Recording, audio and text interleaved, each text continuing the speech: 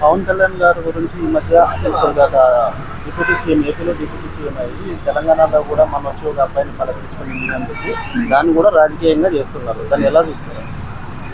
పవన్ కళ్యాణ్ గారు వచ్చి హన్మకొండలో అబ్బాయిని మీట్ అయ్యారంటే ఆ పిల్లోడు కోరిక, ఆయనది డిజైర్ అనమాట. నేను పవన్ కళ్యాణ్ సార్ని మీట్ అవుతాను, నాకు చూడాలనిపిస్తుంది అంటే ఓన్లీ అని సింపతితో వచ్చారు. సో దీన్ని కూడా రాజకీయంలోకి ఎందుకు లాగుతున్నారు?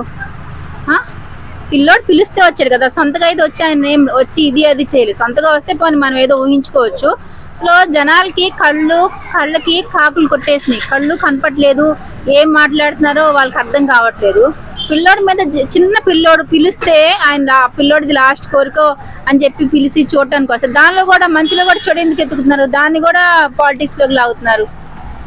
కరెక్ట్ కాదు. ఎందుకంటే వైసీపీ నాయకులు కూడా అంటే వాళ్ళు ఇప్పుడు పవన్ కళ్యాణ్ గారు ఒకటే కాదు, ఇంకా వేరే హీరోస్ ని కూడా చాలా మంది పిలుస్తా ఉంటారు కదా. పేషెంట్లు, క్యాన్సర్ పేషెంట్ ఉంటారు, ఆ పేషెంట్ ఉంటారు.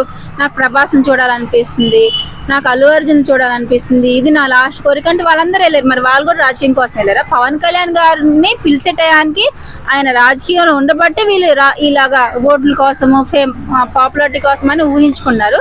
కానీ అది కరెక్ట్ కాదు. ఆయన నిజంగా చెప్పాలంటే జాలితోనే వచ్చారు. కాకపోతే ఇప్పుడు తెలంగాణలో కూడా ఇప్పుడు అంటే రాజకీయం స్టార్ట్ చేస్తున్నామని మనకు ప్రెస్ మీట్ పెట్టి సో దాన్ని కూడా కొంతమంది ఏం చేస్తారంటే దాన్ని హైలైట్ చేస్తున్నారు. దానికోసమే అంటే ఇప్పటి నుంచి కొంచెం బలోపేతం చేసుకోవాలి పార్టీ పరంగా. అవును, మనం కంట్రీలో ఎక్కడికైనా వెళ్ళి పార్టీలు పెట్టుకోవచ్చు, ఏదైనా చేసుకోవచ్చు, ఎక్కడైనా ఉండొచ్చు, అందరికీ ఉంది ఆ ఫ్రీడమ్.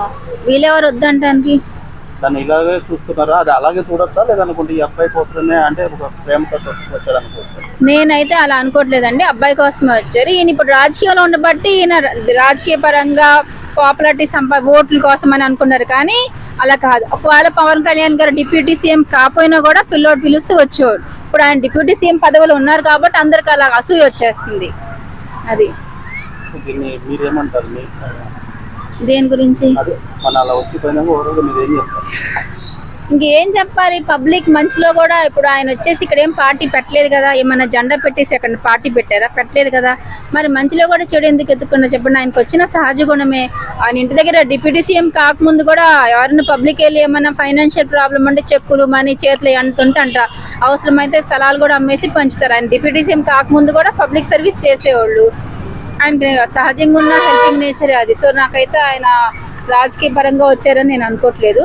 కాకపోతే ఆయన చూసి వీళ్ళు అసూయ పడుతున్నారు. వీళ్ళకి ఏంటంటే వీళ్ళు పబ్లిక్కి సర్వీస్ కరెక్ట్గా చేస్తే వీళ్ళ గుండెలో రైలు ఎందుకు పరిగెత్తుంది అంటే పబ్లిక్ సర్వీస్ సరిగ్గా చేయక ఆయన వస్తే ఆయనకు పాపులారిటీ వస్తుంది, పవన్ కళ్యాణ్ వస్తే ఆయనకు ఓట్లు పడితే అని భయం వేస్తుంది. వీళ్ళకి ఎందుకు భయం వేస్తుంది చెప్పండి? ఫస్ట్ పబ్లిక్ అన్ని కరెక్ట్గా ఉండి ఆనెస్ట్గా అన్ని ఇస్తే వాళ్ళకి భయం అవసరం లేదు. పబ్లిక్ వీళ్ళకే ఓటేస్తారు. వీళ్ళు సరిగ్గా లేకపోతేనే కదా భయం వేస్తుంది. ఇప్పుడు పవన్ కళ్యాణ్ వీళ్ళు కరెక్ట్గా ఉంటే పవన్ కళ్యాణ్ ఇలాంటి వాళ్ళు ఎంతమంది వచ్చినా ఓట్లేం వీళ్ళకే పడతాయి.